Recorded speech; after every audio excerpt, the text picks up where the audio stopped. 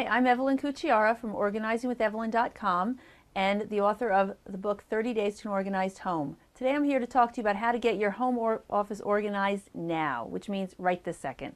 You've got to do a couple things. You've got to gather, you've got to sort, you've got to store. So first, go into your office, gather up all the things that you have lying around. They're not doing you any good if they're just lying there. Then sort them. What do you need in that room? If it doesn't belong in that room, get it out of that room. Try to have your office just be your office. Once you know what you need to keep in that room, you need to store it. Now, it never works well if you have a lot of just open shelves everywhere because it's too overwhelming. It's too confusing looking. You're not going to want to do anything you need to do in that room. What works for me, and it'll probably work for you, are bookcases with doors. This is a glass-fronted bookcase. I simply put some fabric behind the glass so you can't see what's inside. Because what's inside? A lot of stuff I'm organizing in my office.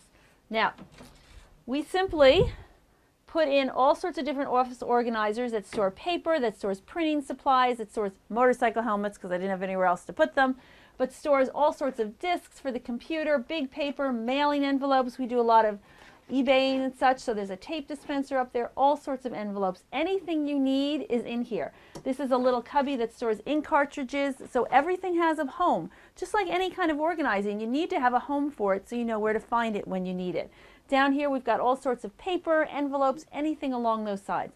Also store the kids' school supplies in here. So that way, we call it the paper cabinet. When they're looking for something, I can say, go look in the paper cabinet.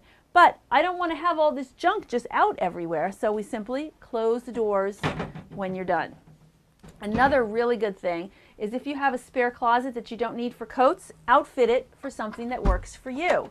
All I did in this closet was simply put in shelves, and then take some old boxes that I covered with contact paper, labeled them so that they work better for me.